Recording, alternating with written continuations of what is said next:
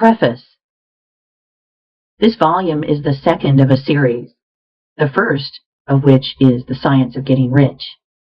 As that book is intended solely for those who want money, so this is for those who want health and who want a practical guide and handbook, not a philosophical treatise.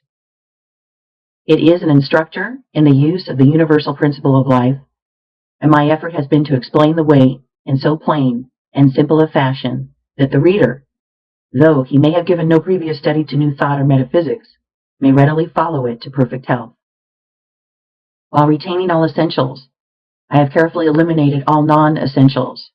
I have used no technical, abstruse, or difficult language, and have kept the one point in view at all times. As its title asserts, the book deals with science, not speculation, the monistic theory of the universe, the theory that matter, mind, consciousness, and life are all manifestations of one substance is now accepted by most thinkers. And if you accept this theory, you cannot deny the logical conclusions you will find herein. Best of all, the methods of thought and action prescribed have been tested by the author in his own case, and in the case of hundreds of others during 12 years of practice, with continuous and unfailing success. I can say of the science of being well that it works, and that whatever its laws are compiled with, it can no more fail to work than the science of geometry can fail to work. If the tissues of your body have not been so destroyed that continued life is impossible, you can get well. And if you will think and act in a certain way, you will get well. If the reader wishes to fully understand the monistic theory of the cosmos, he is recommended to read Hegel and Emerson, to read also The Eternal News, a pamphlet by J.J. Brown, 300 Cathcart Road, Govan Hill, Glasgow, Scotland. Some enlightenment may also be found in a series of articles by the author, which were published in the Nautilus, Holyoke, Massachusetts, during the year 1909, under the title, What is Truth? Those who wish more detailed information as to the performance of the voluntary functions, eating, drinking, breathing, and sleeping, may read New Science of Living and Healing, Letters to a Woman's Husband, and The Constructive Use of Foods, booklets by W. D. Wattles, which may be obtained from the publishers of this book. I would also recommend the writings of Forrest Fletcher and of Edward Hooker Dewey. Read all these, if you like, as a sort of buttress to your faith. But let me warn you against making the mistake of studying many conflicting theories and practicing, at the same time, parts of several different systems. For if you get well, it must be by giving your whole mind to the right way of thinking and living. Remember that the science of being well claims to be a complete and sufficient guide in every particular. Concentrate upon the way of thinking and acting it prescribes, and follow it in every detail, and you will get well. Or if you are already well, you will remain so. Trusting that you will go on until the priceless blessing of perfect health is yours, I remain, very truly yours, Wallace D. Wattles. Chapter 1. The Principle of Health. In the personal application of the science of being well, as in that of the science of getting rich, certain fundamental truths must be known in the beginning and accepted without question. Some of these truths we state here. The perfectly natural performance of function constitutes health, and the perfectly natural performance of function results from the natural action of the principle of life. There is a principle of life in the universe. It is the one living substance from which all things are made. This living substance permeates, penetrates, and fills the interspaces of the universe. It is in and through all things, like a very refined, indiffusible ether. All life comes from it. Its life is all the life there is. Man is a form of this living substance and has within him a principle of health. The word principle is used as meaning source. The principle of health in man, when in full constructive activity, causes all the voluntary functions of his life to be perfectly performed. It is the principle of health in man which really works all healing, no matter what system or remedy is employed, and this principle of health is brought into constructive activity by thinking in a certain way. I proceed now to prove this last statement. We all know that cures are wrought by all the different and often opposite methods employed in the various branches of the healing art. The allopath who gives a strong dose of a counterpoison cures his patient, and the homeopath who gives a diminutive dose of the poison, most similar to that of the disease, also cures it. If allopathy ever cured any given disease, it is certain that homeopathy never cured that disease, and if homeopathy ever cured an ailment, allopathy could not possibly cure that ailment. The two systems are radically opposite in theory and practice, and yet both cure most diseases. And even the remedies used by physicians in any one school are not the same. Go with a case of indigestion to half a dozen doctors and compare their prescriptions. It is more than likely that none of the ingredients of any one of them will be in the others. Must we not conclude that their patients are healed by a principle of health within themselves, and not by something in the varying remedies?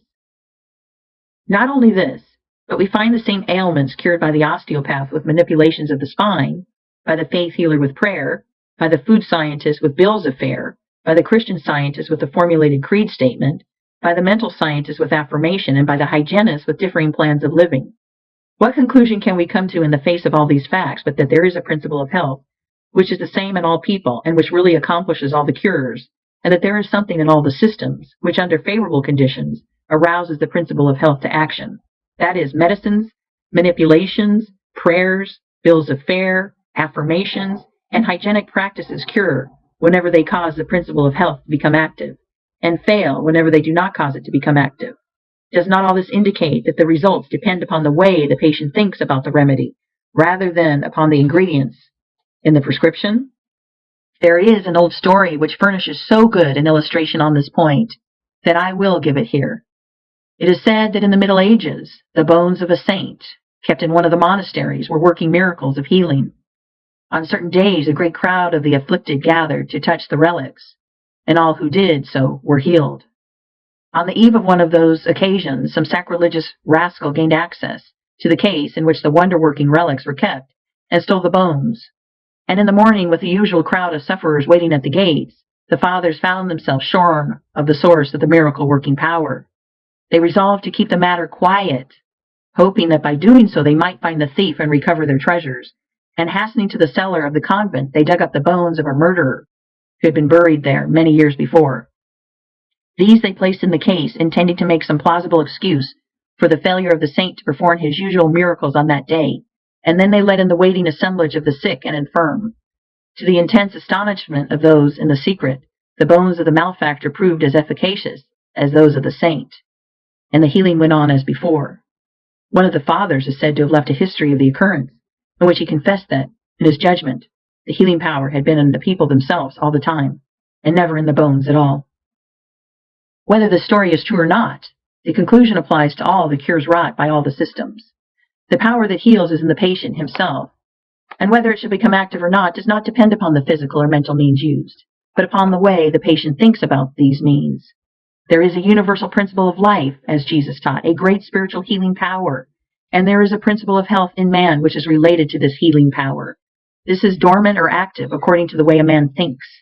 He can always quicken it into activity by thinking in a certain way. Your getting well does not depend upon the adoption of some system or the findings of some remedy. People with your identical ailments have been healed by all systems and all remedies. It does not depend upon climate. Some people are well and others are sick in all climates. It does not depend upon avocation, unless in case of those who work under poisonous conditions. People are well in all trades and professions. Your getting well depends upon your beginning to think and act in a certain way. The way a man thinks about things is determined by what he believes about them. His thoughts are determined by his faith, and the results depend upon his making a personal application of his faith. If a man has faith in the efficacy of a medicine and is able to apply that faith to himself, that medicine will certainly cause him to be cured. But though his faith be great, he will not be cured unless he applies it to himself. Many sick people have faith for others, but none for themselves. So, if he has faith in a system of diet and can personally apply that faith, it will cure him. And if he has faith in prayers and affirmations and personally applies his faith, prayers and affirmations will cure him. Faith, personally applied, cures, and no matter how great the faith or how persistent the thought, it will not cure without personal application. The science of being well, then, includes the two fields of thought and action. To be well, it is not enough that man should merely think in a certain way. He must apply his thought to himself, and he must express and externalize it in his outward life by acting in the same way that he thinks. Chapter 2. The Foundations of Faith. Before man can think in the certain way which will cause his diseases to be healed, he must believe in certain truths, which are here stated. All things are made from one living substance, which, in its original state, permeates, penetrates, and fills the interspaces of the universe. While all visible things are made from it, yet this substance, in its first formless condition, is in and through all the visible forms that it has made. Its life is in all, and its intelligence is in all. This substance creates by thought, and its method is by taking the form of that which it thinks about. The thought of a form held by this substance causes it to assume that form. Thought of a motion causes it to institute that motion. Forms are created by this substance in moving itself into certain attitudes or positions. When original substance wishes to create a given form, it thinks of the motions which will produce that form. When it wishes to create a world, it thinks of the motions, perhaps extending through ages, which will result in its coming into the attitude and form of the world, and these motions are made. When it wishes to create an oak tree, it thinks of the sequences of movement, perhaps extending through ages, which will result in the form of an oak tree, and these motions are made. The particular sequences of motion by which differing forms should be produced were established in the beginning. They are changeless. Certain motions instituted in the formless substance will forever produce certain forms. Man's body is formed from the original substance and is the result of certain motions which first existed as thought of original substance. The motions which produce, renew, and repair the body of man are called functions, and these functions are of two classes, voluntary and involuntary. The involuntary functions are under the control of the principle of health in man and are performed in a perfectly healthy manner so long as man thinks in a certain way. The voluntary functions of life are eating, drinking, breathing, and sleeping. These, entirely or in part, are under the direction of man's conscious mind, and he can perform them in a perfectly healthy way if he will. If he does not perform them in a healthy way, he cannot long be well. So we see that if man thinks in a certain way and eats, drinks, breathes, and sleeps in a corresponding way, he will be well. The involuntary functions of man's life are under the direct control of the principle of health, and so long as man thinks in a perfectly healthy way, these functions are perfectly performed, for the action of the principle of health is largely directed by man's conscious thought affecting his subconscious mind. Man is a thinking center, capable of originating thought, and as he does not know everything, he makes mistakes and thinks error. Not knowing everything, he believes things to be true which are not true.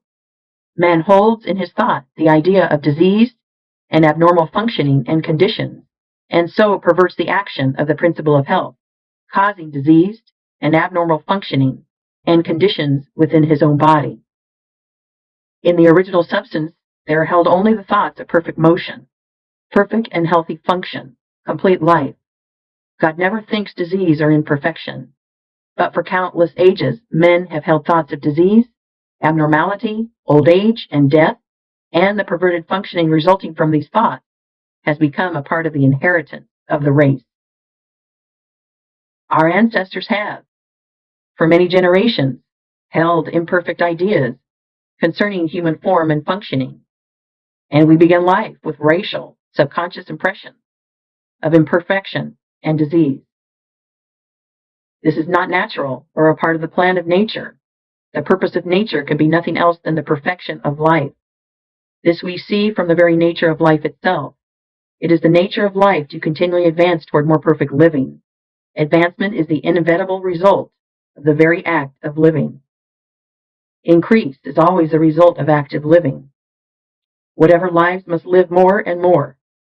The seed, lying in the granary, has life, but it is not living.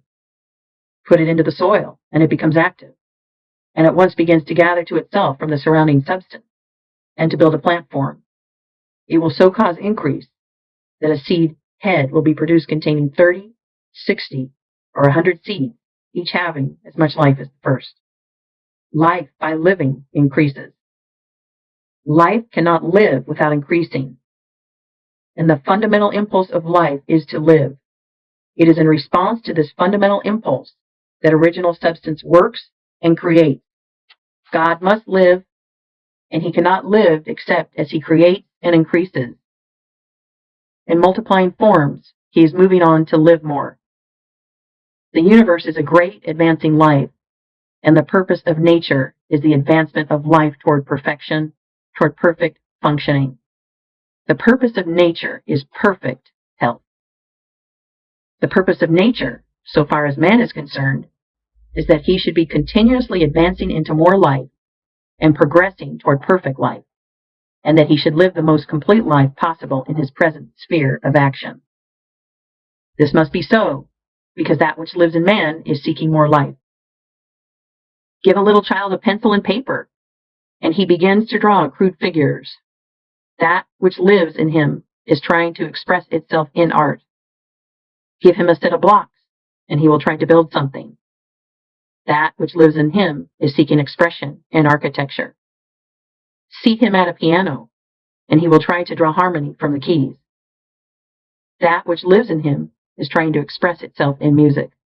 That which lives in man is always seeking to live more. And since man lives most when he is well, the principle of nature in him can seek only health.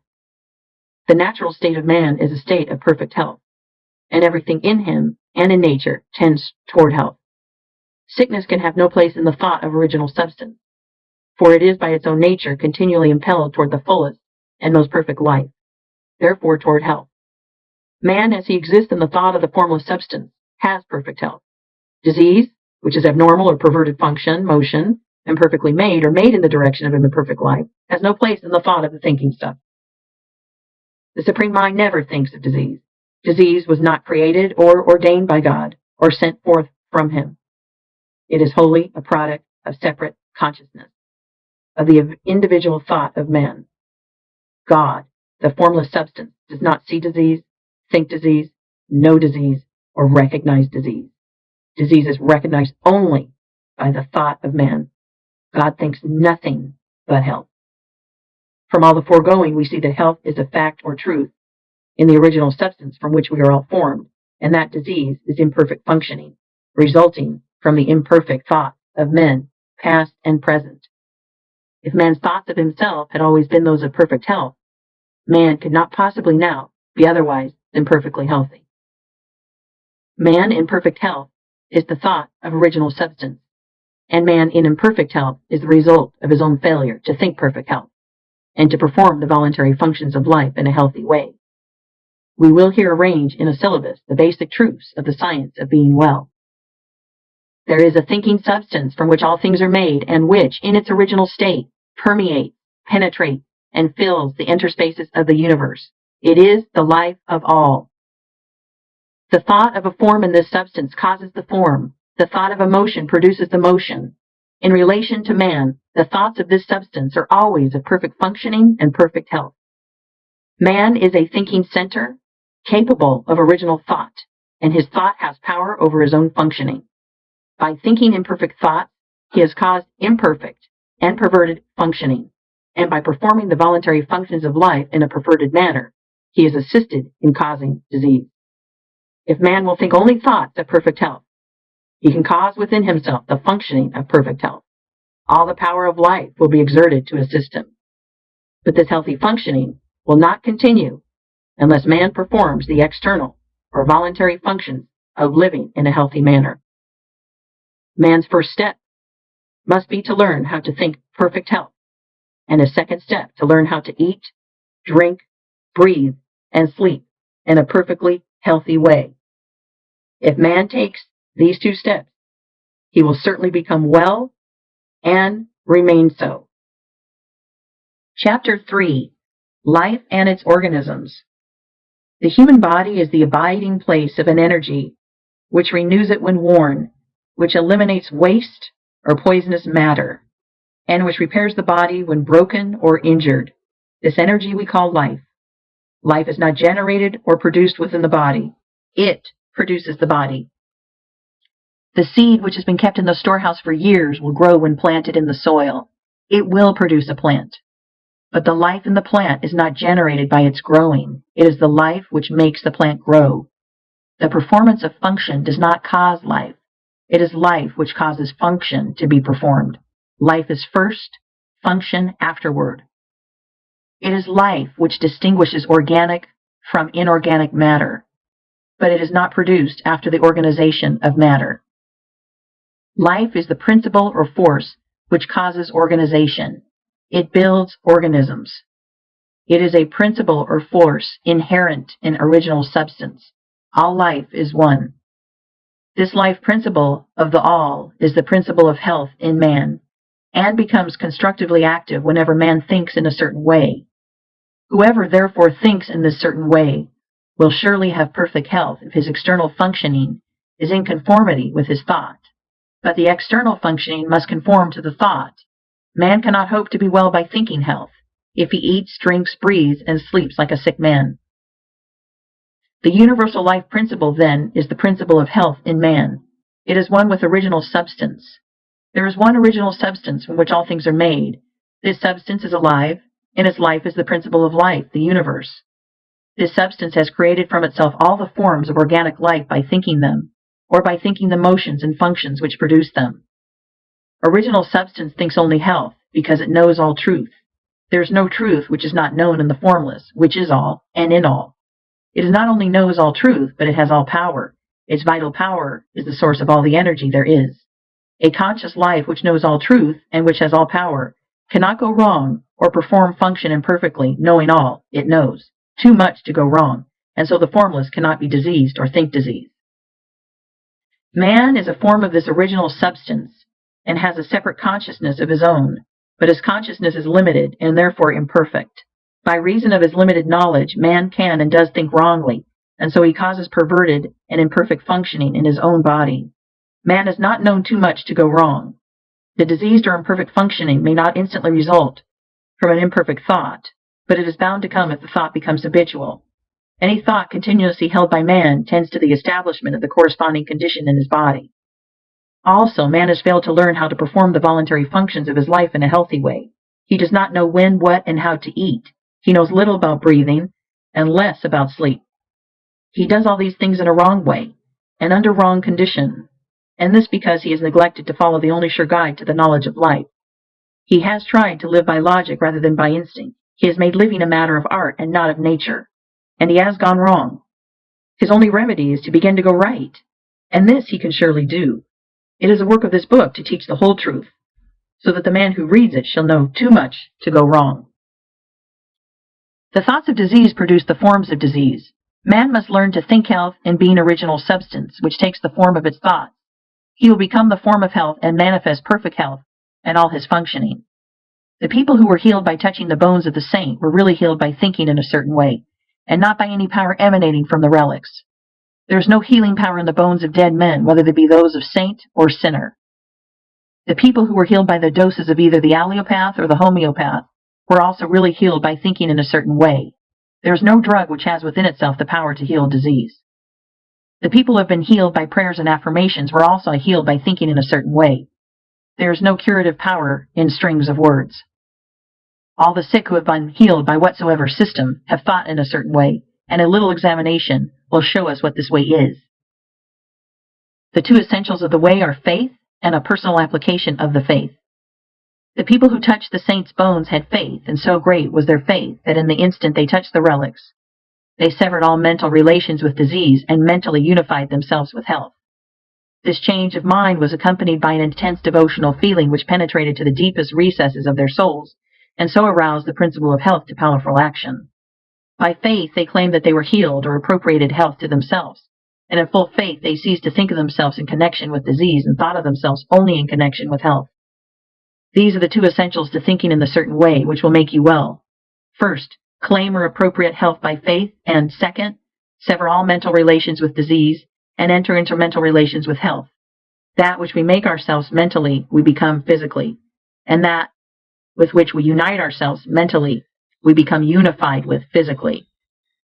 If your thought always relates you to disease, then your thought becomes a fixed power to cause disease within you. And if your thought always relates you to health, then your thought becomes a fixed power exerted to keep you well. In the case of the people who are healed by medicines, the result is obtained in the same way. They have, consciously or unconsciously, sufficient faith in the means used to cause them to sever mental relations with disease and enter into mental relations with health. Faith may be unconscious. It is possible for us to have a subconscious or inbred faith in things like medicine, in which we do not believe to any extent objectively, and this subconscious faith may be quite sufficient to quicken the principle of health into constructive activity. Many who have little conscious faith are healed in this way, while many others who have great faith in the means are not healed, because they do not make the personal application to themselves. Their faith is general, but not specific for their own cases. In the science of being well, we have two main points to consider. First, how to think with faith, and second, how to so apply the thought to ourselves as to quicken the principle of health into constructive activity. We begin by learning what to think. Chapter 4. What to think. In order to sever all mental relations with disease, you must enter into mental relations with health, making the process positive, not negative, one of assumption, not of rejection. You are to receive or appropriate health rather than to reject and deny disease. Denying disease accomplishes next to nothing. It does little good to cast out the devil and leave the house vacant, for he will presently return with others worse than himself. When you enter into full and constant mental relations with health, you must of necessity cease all relationship with disease. The first step in the science of being well is, then, to enter into complete thought connection with health. The best way to do this is to form a mental image or picture of yourself as being well, imagining a perfectly strong and healthy body, and to spend sufficient time in contemplating this image to make it your habitual thought of yourself. This is not so easy as it sounds. It necessitates the taking of considerable time for meditation, and not all persons have the imaging faculty well enough developed to form a distinct mental picture of themselves in a perfect or idealized body. It is much easier, as in the science of getting rich, to form a mental image of the things one wants to have, for we have seen these things, or their counterparts, and know how they look. We can picture them very easily from memory, but we have never seen ourselves in a perfect body, and a clear mental image is hard to form. It is not necessary or essential, however, to have a clear mental image of yourself as you wish to be. It is only essential to form a conception of perfect health, and to relate yourself to it. This conception of health is not a mental picture of a particular thing. It is an understanding of health, and carries with it the idea of perfect functioning in every part and organ. You may try to picture yourself as perfect in physique. That helps. And you must think of yourself as doing everything in the manner of a perfectly strong and healthy person. You can picture yourself as walking down the street with an erect body and a vigorous stride. You can picture yourself as doing your day's work easily and with surplus vigor, never tired or weak. You can picture in your mind how all things would be done by a person full of health and power, and you can make yourself the central figure in the picture, doing things in just that way. Never think of the ways in which weak or sickly people do things. Always think of the way strong people do things. Spend your leisure time in thinking about the strong way until you have a good conception of it, and always think of yourself in connection with the strong way of doing things. This is what I mean by having a conception of health. In order to establish perfect functioning in every part, man does not have to study anatomy or physiology so that he can form a mental image of each separate organ and address himself to it. He does not have to treat his liver, his kidneys, his stomach, or his heart. There is one principle of health in man which has control over all the involuntary functions of his life, and the thought of perfect health impressed upon this principle will reach each part and organ. Man's liver is not controlled by a liver principle, his stomach by a digestive principle, and so on. The principle of health is one. The less you go into the detailed study of physiology, the better for you. Our knowledge of this science is very imperfect and leads to imperfect thought. Imperfect thought causes imperfect functioning, which is disease. Let me illustrate. Until quite recently, physiology fixed 10 days as the extreme limit of man's endurance without food. It was considered that only in exceptional cases could he survive a longer fast. So the impression became universally disseminated that one who was deprived of food must die in from 5 to 10 days, and numbers of people, when cut off from food by shipwreck, accident, or famine, did die within this period. But the performances of Dr. Tanner, the 40-day faster, and the writings of Dr. Dewey and others on the fasting cure, together with the experiments of numberless people who have fasted from 40 to 60 days, have shown that man's ability to live without food is vastly greater than had been supposed. Any person, properly educated, can fast from 20 to 40 days with little loss in weight, and often with no apparent loss of strength at all. The people who starved to death in 10 days or less did so because they believed that death was inevitable. An erroneous physiology had given them a wrong thought about themselves. When a man is deprived of food, he will die in from 10 to 50 days, according to the way he has been taught, or, in other words, according to the way he thinks about it. So you see that an erroneous physiology can work very mischievous results. No science of being well can be founded on current physiology. It is not sufficiently exact in its knowledge. With all its pretensions, comparatively little is really known as to the interior workings and processes of the body. It is not known just how food is digested. It is not known just what part food plays, if any, in the generation of force. It is not known exactly what the liver, spleen, and pancreas are for, or what part their secretions play in the chemistry of assimilation. On all these and most other points we theorize, but we do not really know. When man begins to study physiology, he enters the domain of theory and disputation. He comes among conflicting opinions, and he is bound to form mistaken ideas concerning himself. These mistaken ideas lead to the thinking of wrong thoughts, and this leads to perverted functioning and disease. All that the most perfect knowledge of physiology could do for man would be to enable him to think only thoughts of perfect health, and to eat, drink, breathe, and sleep in a perfectly healthy way, and this, as we shall show, he can do without studying physiology at all. This, for the most part, is true of all hygiene. There are certain fundamental propositions which we should know, and these will be explained in later chapters. But aside from these propositions, ignore physiology and hygiene. They tend to fill your mind with thoughts of imperfect conditions, and these thoughts will produce the imperfect conditions in your own body. You cannot study any science which recognizes disease if you are to think nothing but health. Drop all investigation as to your present condition, its causes or possible results, and set yourself to the work of forming a conception of health.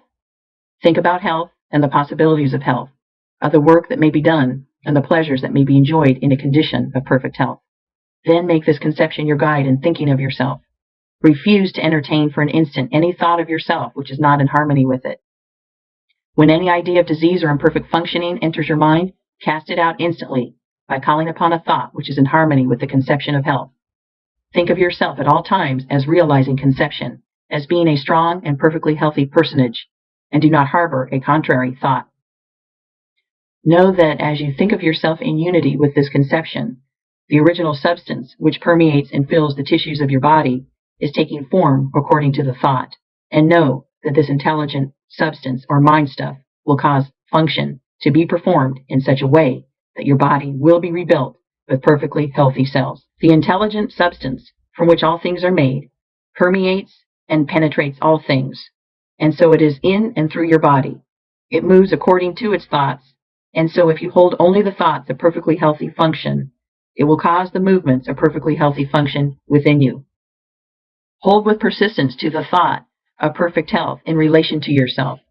Do not permit yourself to think in any other way.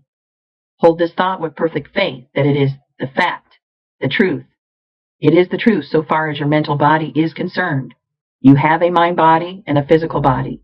The mind body takes form just as you think of yourself, and any thought which you hold continuously is made visible by the transformation of the physical body into its image. Implanting the thought of perfect functioning in the mind body will, in due time, cause perfect functioning in the physical body. The transformation of the physical body into the image of the ideal held by the mind body is not accomplished instantaneously. We cannot transfigure our physical bodies as well as Jesus did. In the creation and recreation of forms, substance moves along the fixed lines of growth it has established, and the impression upon it of the health thought causes the healthy body to be built cell by cell. Holding only thoughts of perfect health will ultimately cause perfect functioning, and perfect functioning will in due time produce a perfectly healthy body. It may be as well to condense this chapter into a syllabus. Your physical body is permeated and fitted with an intelligent substance, which forms a body of mind stuff. This mind stuff controls the functioning of your physical body. A thought of disease or of imperfect function impressed upon the mind stuff causes disease or imperfect functioning in the physical body. If you are diseased, it is because wrong thoughts have made impressions on this mind stuff. These may have been either your own thoughts or those of your parents. We begin life with many subconscious impressions, both right and wrong. But the natural tendency of all mind is toward health. And if no thoughts are held in the conscious mind save those of health, all internal functioning will come to be performed in a perfectly healthy manner. The power of nature within you is sufficient to overcome all hereditary impressions, and if you will learn to control your thoughts so that you shall think only those of health, and if you will perform the voluntary functions of life in a perfectly healthy way, you can certainly be well. Chapter 5. Faith. The principle of health is moved by faith. Nothing else can call it into action, and only faith can enable you to relate yourself to health and sever your relation with disease in your thoughts. You will continue to think of disease unless you have faith in health. If you do not have faith, you will doubt. If you doubt, you will fear. And if you fear, you will relate yourself in mind to that which you fear. If you fear disease, you will think of yourself in connection with disease, and that will produce within yourself the form and motions of disease. Just as original substance creates from itself the forms of its thoughts, so your mind body, which is original substance, takes the form and motion of whatever you think about. If you fear disease, dread disease, have doubts about your safety from disease, or if you even contemplate disease, you will connect yourself with it and create its forms and motions within you. Let me enlarge somewhat upon this point. The potency or creative power of a thought is given to it by the faith that is in it. Thoughts which contain no faith create no forms. The formless substance, which knows all truth, and therefore thinks only truth, has perfect faith in every thought, because it thinks only truth, and so all its thoughts create. But if you will imagine a thought in formless substance in which there was no faith, you will see that such a thought could not cause the substance to move or take form. Keep in mind the fact that only those thoughts which are conceived in faith have creative energy. Only those thoughts which have faith with them are able to change function or to quicken the principle of health into activity. If you do not have faith in health, you will certainly have faith in disease. If you do not have faith in health, it will do you no good to think about health, for your thoughts will have no potency and will cause no change for the better in your conditions. If you do not have faith in health, I repeat, you will have faith in disease. And if, under such conditions, you think about health for 10 hours a day and think about disease for only a few minutes, the disease thought will control your condition because it will have the potency of faith, while the health thought will not. Your mind-body will take on the form and motions of disease and retain them, because your health thought will not have sufficient dynamic force to change form or motion. In order to practice the science of being well, you must have complete faith in health. Faith begins in belief, and we now come to the question, what must you believe in order to have faith in health? You must believe that there is more health power than disease power in both yourself and your environment, and you cannot help believing this if you consider the facts. These are the facts.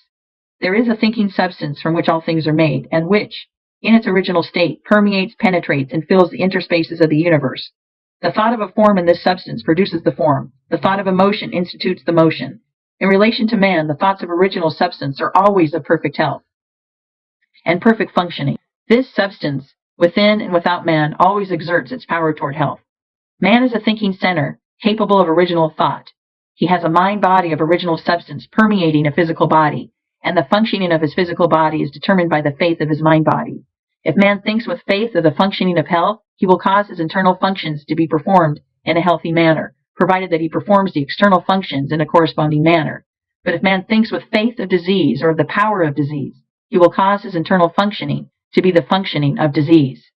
The original intelligent substance is in man, moving towards health, and it is pressing upon him from every side. Man lives, moves, and has his being in a limitless ocean of health power, and he uses this power according to his faith.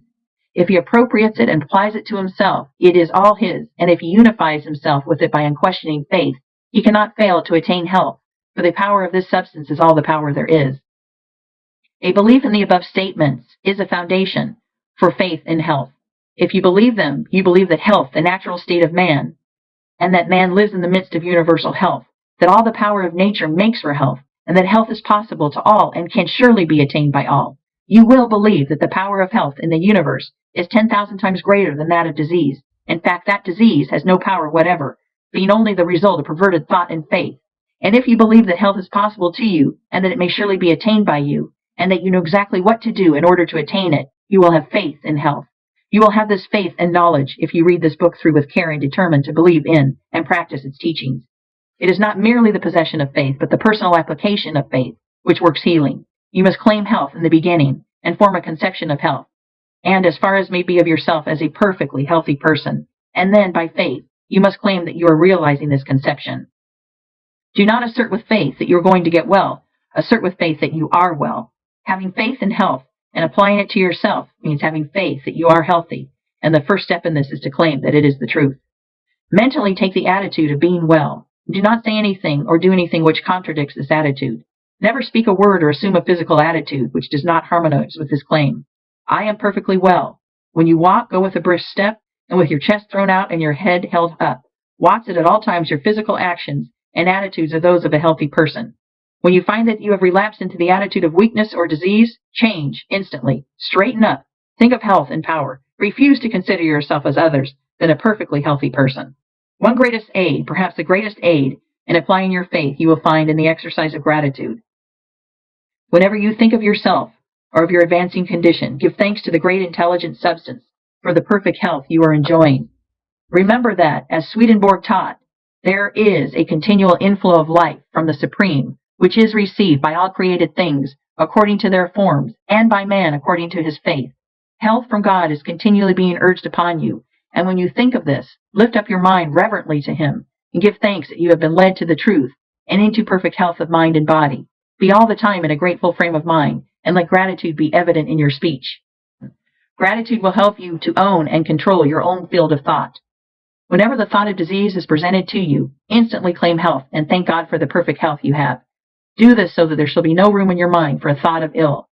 Every thought connected in any way with ill health is unwelcome, and you can close the door of your mind in its face by asserting that you are well, and by reverently thanking God that it is so. Soon the old thoughts will return no more. Gratitude has a twofold effect. It strengthens your own faith, and it brings you into close and harmonious relations with the Supreme. You believe that there is one intelligent substance from which all life and all power come. You believe that you receive your own life from this substance, and you relate yourself closely to it by feeling continuous gratitude. It is easy to see that the more closely you relate yourself to the source of life, the more readily you may receive life from it. And it is easy also to see that your relation to it is a matter of mental attitude. We cannot come into physical relationship with God, for God is mind stuff, and we also are mind stuff. Our relation with Him must therefore be a mind relation. It is plain then that the man who feels deep and heartily gratitude will live in closer touch with God than the man who never looks up to Him in thankfulness. The ungrateful or unthankful mind really denies that it receives at all, and so cuts its connection with the Supreme. The grateful mind is always looking toward the Supreme, and is always open to receive from it, and it will receive continually. The principle of health in man receives its vital power from the principle of life in the universe, and man relates himself to the principle of life by faith in health, and by gratitude for the health he receives. Man may cultivate both faith and gratitude by the proper use of his will.